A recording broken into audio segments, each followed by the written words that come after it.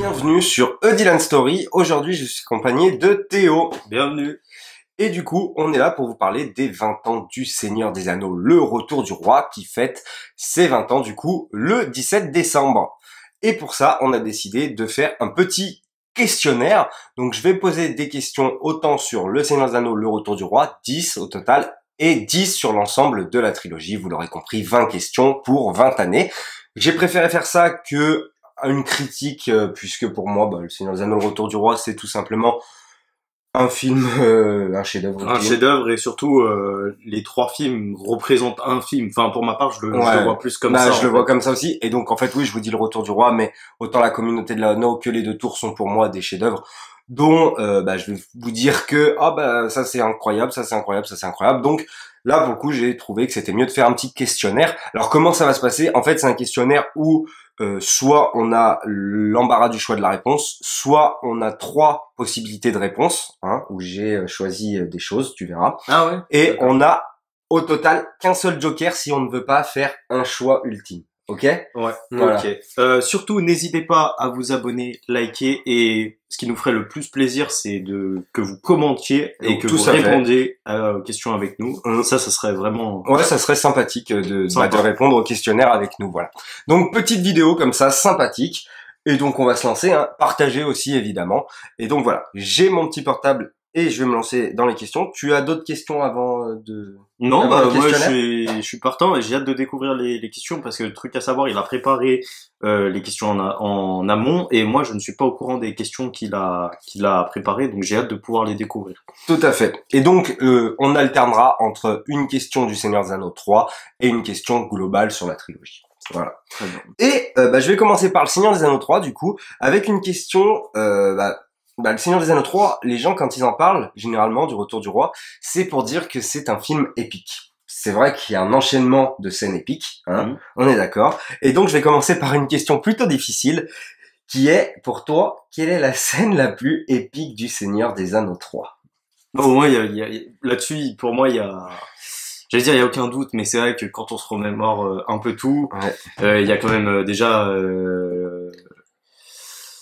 la scène avec Frodon qui jette l'anneau, la scène finale déjà. C'est une scène épique. Ça c'est une scène épique. Il y a la scène d'Aragorn aussi, avec tout le monde autour et qui dit pour Frodon. Frodon, celle-là vraiment c'est une scène incroyable. On retrouve aussi la charge du Rohan, Dame d'Arwen face au roi Dormar, la charge du Rohan et bien entendu aussi les olifants. Il y a la charge de Faramir tout seul face à l'armée d'Osgiliath, de Gothmog. Ouais, tout à fait. Voilà. Mais on parle d'un moment épique. Donc si je parlerais d'un moment impressionnant, je pense pas que il y aura une question comme ça, mais si je parle d'un moment impressionnant qui m'a vraiment marqué et que je trouve même artistiquement incroyable, c'est les olifants. Les olifants, c'est pour moi, j'en ai une image. C'est pas la charge du Rohan, ça sera quand les olifants débarquent. Ouais. Et c'est un moment épique. Donc quand Théoden reforme ses rangs. Voilà, c'est ça. Ouais, ça c'est un moment c'est le moment qui m'a le plus marqué dans le Retour du Roi. Quand je regarde le Seigneur des Anneaux, la scène que j'attends, c'est celle-là quasiment tout le temps. Mais si on doit parler de la scène la plus épique, objectivement, pas subjectivement comme je viens de le faire, et qui pour moi donne le frisson au spectateur et qui est incroyable, c'est la scène avec Aragorn. Cette scène Fort Frodon. qui dit pour Frodon, et il y a tout le monde qui charge, et en plus c'est tellement réaliste. J'avais regardé personnellement les bonus et tu voyais les mecs courir et tout, et tu vois aussi les hobbits du coup aller moins vite. Enfin tu sens vraiment, et pour moi ça c'est une scène qui me donne vraiment une émotion en fait. Et donc je pense que pour répondre à ta question, ça serait Aragorn. Mais c'est difficile de choisir parce que la scène des olifants pour moi c'est le truc au-dessus. Et il y a une autre scène aussi épique, mais ça je crois que c'est juste dans la version longue, je suis pas sûr, et c'est la tête de loup quand elle casse Non, ça c'est dans toutes les versions. Ah, c'est dans toutes les versions. Je crois bien. Ça c'est un petit moment, c'est pas forcément épique mais ça marque un peu le truc mais c'est pas épique comme le reste.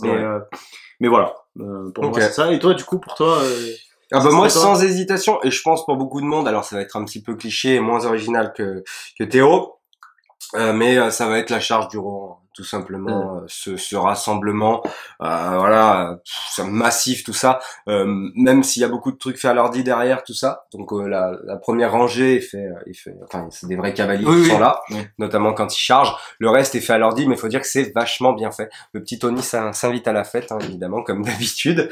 Mais voilà. Et du coup, je trouve que ouais, c'est tellement épique. On a fait la nuit Seigneur des Anneaux à l'Alton Garnier. Enfin, les gens qui gueulent sur ce passage-là. Enfin, tu sens toute l'émotion, toute l'énergie montée, quoi. Et ouais, et la manière dont Peter Jackson filme ça, voilà, avec tout le monde qui crie avant de charger, tout ça. Et quand il charge, les orques qui reculent, tout ça. Enfin. Et quand il y a l'impact, tu sens vraiment tout le poids. Et par exemple, nous, on avait enchaîné du coup le 1-2 juste avant, et t'as tout ce truc là autour de la bataille qui est en train de se construire à chaque fois. Bon, il y a le gouffre de Helm, bien entendu, mais ça c'est pour le 2. Mais ouais, c'est en train vraiment de se construire, et tu l'attends, et quand ça arrive, t'es pas déçu en fait. C'est ça qui est important aussi. Et c'est vrai que moi, j'ai pas dit la charge du Rohan. Mais franchement, de toute façon, quand tu vois, quand on parle du film, ce que je trouve énorme, c'est qu'il y a plein de moments épiques en fait. Et du coup, comme il y a plein de moments épiques, c'est ça qui en fait un film extraordinaire. Parce qu'il y a des petits moments de rechute, mais c'est pas des rechutes où on s'ennuie. Tout à fait. Tout à fait d'accord. Voilà. Totalement d'accord. Voilà pour la première question. On va enchaîner avec une question du coup sur la trilogie. Moi, ce que j'adore dans la trilogie, personnellement, je vais commencer par ça. Une question encore une fois pas facile, c'est la musique. La musique qui est. C'est quoi la question exactement? Attends, je vais la poser. Et c'est la musique de Howard Shore, du coup. Et la question va être la suivante. Quel est pour toi le meilleur thème? Mais attention, j'ai choisi 3 thèmes, puisque trilogie. Pour moi, le thème principal qui revient dans le premier, c'est le thème de la comté. Ouais. Voilà. Ok. Dans les 2 tours, c'est le thème du Rohan. Voilà. Et dans le 3e, c'est le thème du Gondor, évidemment. Donc, il y a pas l'Isengard. Non, il y a pas le thème d'Isengard, tu as le choix qu'entre ces 3-là. Et pour cette fois, je vais commencer. Et pour moi, c'est une évidence. Et d'ailleurs, c'est ce qui fait peut-être qu'aujourd'hui, j'aime énormément le premier, hein, peut-être un tout petit peu plus que les 2 autres, bizarrement. C'est le thème de la comté, qui pour moi retransmet vraiment, donc qui pour moi a lu les livres, qui retransmet vraiment ce qu'a voulu représenter Tolkien de la comté, c'est-à-dire ce côté calme, ce côté on est à la campagne, il se passe rien quoi, c'est des gens qui font rien, enfin je sais pas, le thème qui revient, c'est vraiment un moment de détente quoi. Voilà, je suis stressé n'importe quoi au boulot ou pourquoi, allez hop, je me mets le thème de la comté, c'est la détente, c'est la tranquillité, c'est l'apaisement, c'est même le début de l'aventure quelque part. Hein, c'est quelque chose qui nous fait rentrer très facilement dans l'aventure et dans le Seigneur des Anneaux, parce que c'est le premier thème qu'on va entendre pratiquement, le thème de la comté. Donc et c'est très très fort pour ça. Et donc ouais, c'est mon préféré thème. Ça veut pas dire que les 2 autres je ne les aime pas, hein, bien au contraire. Même si je trouve quand même malgré tout que le thème du Gondor est peut-être un peu moins fort que celui du Rohan et de la comté. Ouais. Bah moi voilà. je te rejoins là-dessus, et je pense que je te rejoins d'ailleurs sur le thème de la comté, parce que pourquoi? Parce que moi là, tu m'as parlé des 3 thèmes, et le premier qui m'est revenu en tête c'est celui de la comté. Ouais, voilà. Et en fait, ça va tellement bien avec personnellement, j'ai pas lu les livres, mais ça va tellement bien avec l'image. Ouais. Le côté paisible, le côté innocent des hobbits, le côté et comme t'as dit, c'est super important parce que ça nous permet de rentrer dans le film, et surtout ça nous permet de rentrer dans le Seigneur des Anneaux. Et c'est comme ça qu'on différencie des œuvres aussi réussies et des œuvres qui sont réussies mais sans plus, parce que ils se différencient pas par rapport à la musique, c'est un peu toujours le même thème, etc. Mais là, vraiment, on est sur autre chose, et du coup, je te rejoins sur le Hobbit. Et pour parler du Gondor, tu vois, je l'ai plus du tout en tête. Ouais, voilà. Et par contre, mention spéciale au Rohan quand même, où ça va super bien avec la cavalerie je parle pas du 3, hein, je parle du 2. On parle bien du thème quand ils encerclent. Oui, le thème qui revient, le thème qui revient quand on va dans le Rohan ou quoi. Donc, Bah, ce qui est fort, c'est que justement, bah, c'est là où on voit de toute façon les meilleurs compositeurs. Hein. Donc Howard Shore arrive facilement à composer avec les images que lui donne Peter Jackson, tout simplement. Hein. Je veux dire, comme tu dis, quand tu vois la cavalerie et que t'entends le thème du Rohan, bah tu te dis c'est une évidence quoi. Enfin voilà, c'est logique. Et c'est vrai que le thème du Gondor, alors moi non plus je l'ai plus en tête. Maintenant tu me le fais écouter tout de suite, je vais dire ah bah oui c'est le thème du Gondor. Tu vois ce que je veux dire malgré tout et ça va être logique là aussi dans ma tête. Mais c'est vrai que voilà c'est peut-être celui qui est un peu plus en dessous. Donc voilà. C'est bon? Ouais, c'est bon pour à la question cette suivante. question, ouais. Mais très intéressante comme question. On va passer du coup sur la trilogie, le troisième pardon opus. Alors voilà, le Seigneur des Anneaux 3, c'est d'immenses décors. Hein, c'est le grand champ de Pelennor, c'est la grotte de Shelob, c'est le Mordor, c'est la Porte Noire, c'est Osgiliath, c'est Minas Tirith. Minas Tirith. Voilà, donc il y a le comment ça s'appelle, le passage avec l'araignée aussi, je sais plus comment il s'appelle. Shelob, c'est ça que tu disais. Ouais, c'est ça que elle s'appelle Shelob. Je crois que les maris sont dans le 3, je crois aussi, ou pas? Non, ça c'est dans le 2. Ouais, il y a tout le passage aussi avec l'armée des morts. Voilà. Donc il y a énormément de machins. Alors, quel est pour toi le meilleur décor de ce troisième opus uniquement? Meilleur décor? Ouais.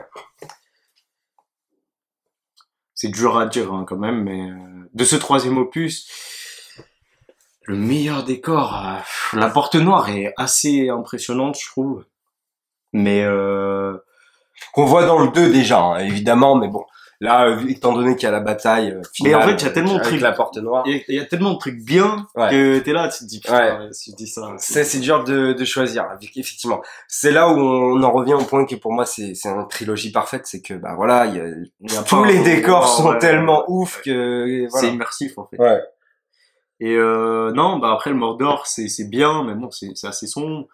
Ouais, c'est beaucoup de montagnes. Minas Tirith, je trouve ça assez incroyable. Il y a Minas Morgul aussi. Alors on voit que la devanture, mais c'est vrai que ça en impose. Quand Frodon et Sam et Gollum sont devant. Mais moi je trouve que Minas Morgul, le problème c'est qu'on n'y voit pas assez. C'est vrai qu'on n'y voit pas assez. Mais on a quand même cette porte avec les après c'est pas parce qu'on ne voit pas assez que c'est pas impressionnant. Le diable là qui tire la langue en statue et tout, et ça c'est des détails qui sont vachement importants. Il y a aussi l'Isengard. Hein. Et c'est l'Isengard avec la tour d'Orthanc. Oui, il y a un petit peu et aussi. En plus mais bon, moi je trouve que avec les Ents, je trouve que ça va plus avec le 2 personnellement, je trouve ça. Mais par contre, en vrai de vrai, si je devais choisir un décor qui est impressionnant et réussi. En fait, le truc, c'est que, bon, Minas Tirith, déjà, c'est super réussi parce qu'il y a l'intérieur aussi. Et on voit quand ils arrivent, les tours des orques qui sont abordés, il y a la porte, et je trouve ça super impressionnant. Et c'est plus... Et la porte noire, quand on regarde, bah voilà, c'est une porte, quoi, finalement. Donc c'est impressionnant, mais ça reste ce qui est bien avec aussi le fait qu'on voit l'intérieur de Minas Tirith, les fois on voit l'intérieur de Minas Tirith, c'est un vrai décor. Ouais, voilà, c'est ça. Et y a pas en fait, c'est un décor d'ailleurs très bien utilisé puisque c'est un seul et unique décor réutilisé pour plusieurs plans mais pas filmé de la même manière et pas décoré forcément de la même manière de l'intérieur. Alors ça c'est plutôt intelligent encore une fois pour faire des économies, hein. En fait, voilà, c'est comme tu parles de décor, je pense que tu vois, il y a des trucs qui sont faits un peu plus à l'ordi que enfin bon, même si tout est tous les plans, mais après il y a beaucoup de maquettes et de décors palpables. Par contre, si on parle de palpable, justement, moi je pense, je sais pas, j'ai pas trop regardé les bonus, mais je pense que je choisirais Osgiliath, tu vois, parce que Osgiliath, vraiment, il y a l'eau, il y a le brouillard, les structures, elles sont détruites, c'est des ruines, puis c'est bien fait quoi, et on sent vraiment que là c'est le début de la fin pour Minas Tirith, entre guillemets, parce qu'il va y avoir des retournements de situation, mais je trouve ça génial. Donc ouais, Osgiliath pour le décor du 3. Ok. Eh ben moi j'hésiterais entre Minas Morgul parce que même si on y voit très peu, je trouve que c'est très très efficace, notamment la lumière utilisée, le vert, tout ça. Quand Frodon sont sur les marches, Frodon et Sam sont sur les marches et qui voient du haut l'armée sortir avec le Nazgûl sortir, tout ça. Je trouve ça fort intéressant et le décor est vraiment imposant. Il fait vraiment peur, mine de rien, avec le rayon vert qui sort. En plus, ça va bien avec le roi sorcier. Ouais. Et en plus, j'aime bien ce qui s'enchaîne parce que j'aime bien aussi la grotte de Shelob qui est là aussi très stressante avec tous ces toiles d'araignées, c'est lugubre et tout. C'est très rapide, c'est très très bien fait. Mais sinon, sinon la grosse claque, je pense que c'est quand même Minas Tirith. Et aussi la tour qui est juste après la grotte. Ouais, la tour, elle est bien comment faite. Elle s'appelle putain, je me rappelle pas. Il y a un nom spécial pour cette tour, mais je sais plus c'est quoi. Là, j'ai pas la référence, mais moi, si tu regardes, voilà, il y a tout qui est bien fait. Mais si tu dois choisir un truc, ouais, c'est vrai que après, c'est plus la scène, comment elle va, comme tu dis. Minas Morgul. Ouais, comment c'est mis en scène en fait. Comment c'est mis en scène. Et moi, Osgiliath, j'en retiens un bon truc aussi parce que c'est bien mis en scène. Comment ils arrivent, les orques. Et ouais, j'aime bien ce passage-là. Okay. Avec un espèce de débarquement, mais façon orque.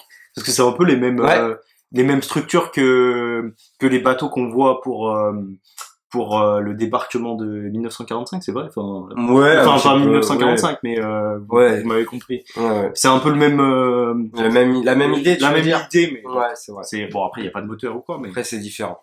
C'est différent. Mais du coup, je vais dire quand même Minas Tirith. Je vais pas dire Minas Morgul, je vais quand même dire Minas Tirith parce que voilà, quand même, c'est impressionnant de détails et de réalisme, je trouve, même malgré tout ce qui est fait à l'ordi, tout ça, parce qu'il faut pas oublier qu'il y a tout le haut aussi, avec toute la partie de Denethor, l'extension où il va ramener Faramir pour brûler et tout. Enfin, il y a énormément de détails et de travail sur Minas Tirith. Minas Tirith, ouais.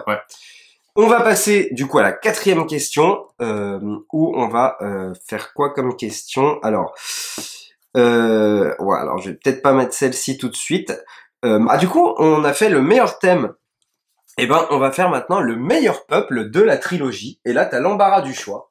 Je n'ai pas sélectionné 3 peuples, donc ça peut être du Hobbit à la race orque, à l'Uruk-hai, au troll, au Balrog, ce que tu veux, au magicien, voilà. Ça peut être les nains aussi. Ouais, ça peut être les nains, ça peut être non, mais si les je dois choisir une race qui m'a beaucoup marqué, enfin, un peuple en tout cas, ouais. Ouais, un peuple, c'est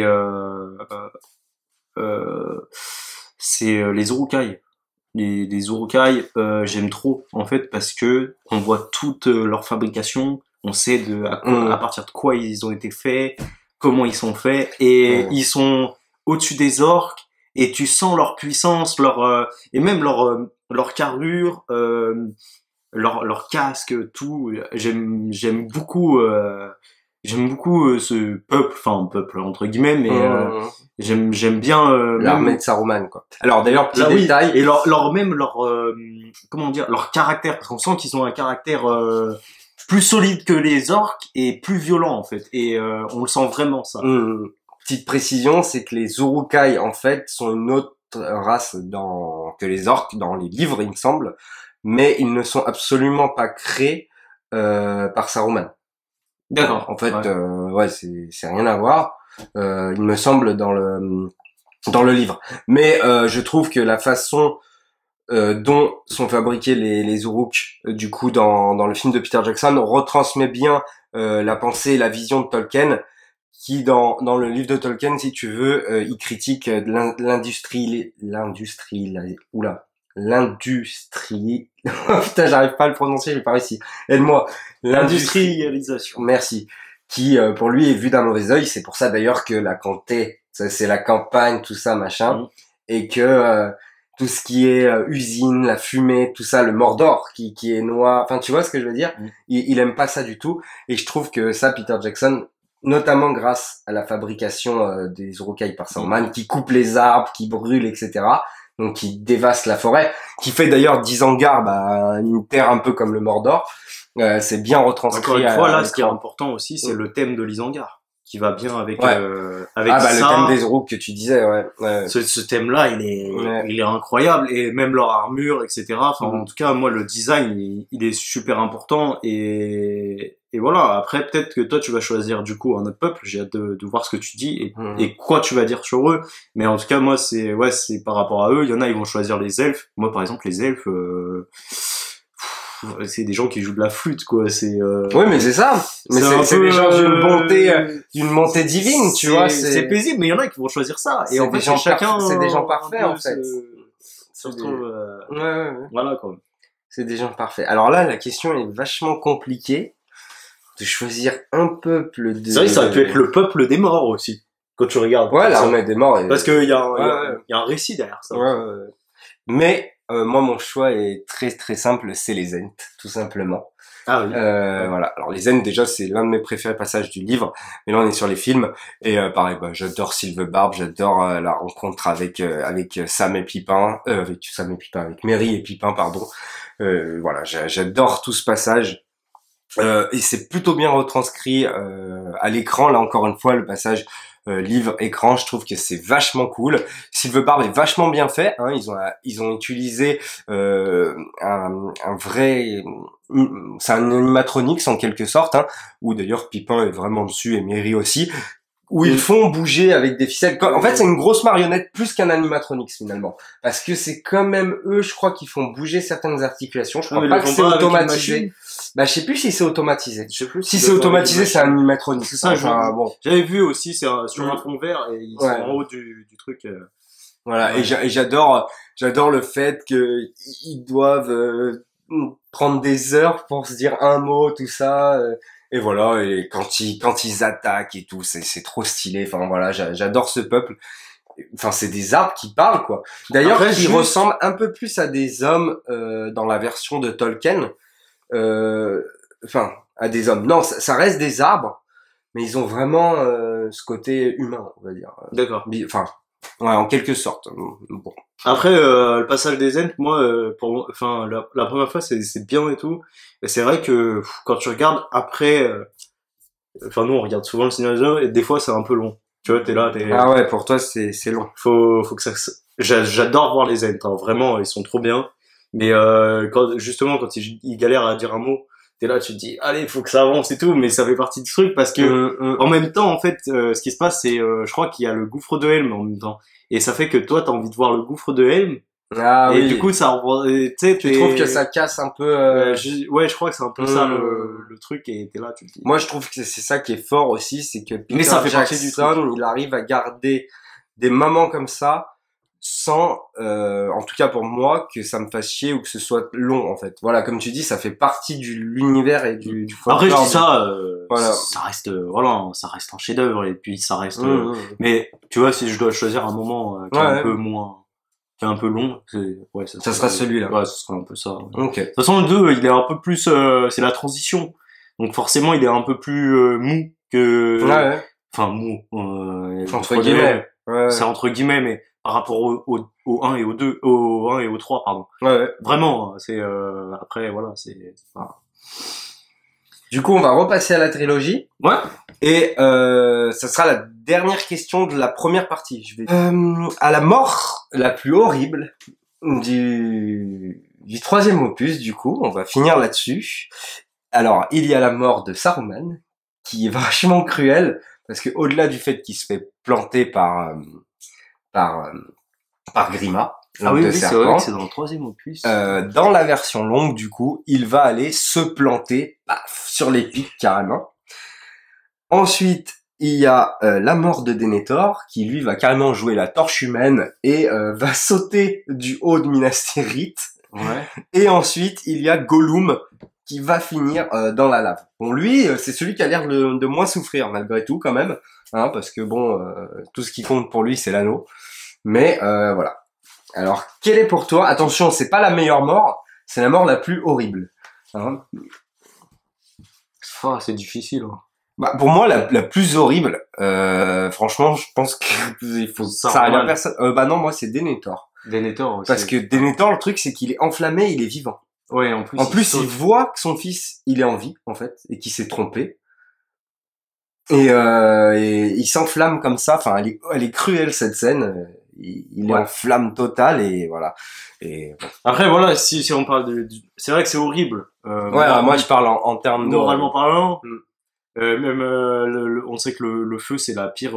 La pire mort. La pire souffrance. En plus, il saute du haut du. En fait, voilà, il est brûlé pas du du haut tour de la Minas Tirith. Minas Tirith, donc Ouais. ça se trouve, quand il saute, ça veut dire que le feu, il peut s'éteindre, éventuellement. On voit, il s'éteint pas, je crois.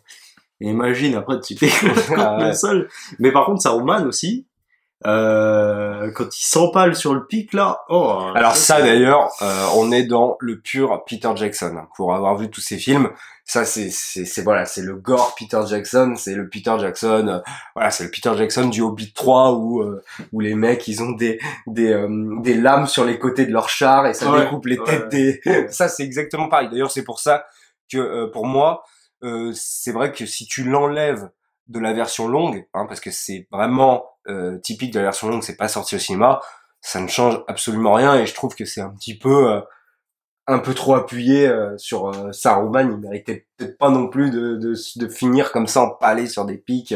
c'est vraiment en plus putain, mais on y voit, mais c'est vraiment filmé d'une manière le bruit du truc, quoi. Ah ouais, le bruit en plus c'est le son qui voit ça. des films, ils sont incroyables. Ouais, non, Morgor, je pense que c'est Saruman, le mort horrible. Après, la plus gentille, finalement, c'est Gollum.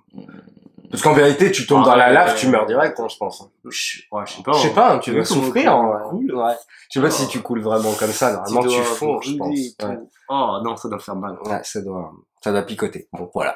Voilà pour les 5 premières questions. N'hésitez pas encore une fois à commenter, surtout à répondre aux questions avec nous, hein, à liker, partager. J'espère que ça vous a plu. Et de toute façon, les 4 parties sortiront le même jour, en même temps. Donc, je vous invite fortement à aller voir la partie 2. Hein. Et puis, on se dit, comme d'habitude, à la prochaine. À la prochaine. Pour une prochaine histoire. Ciao.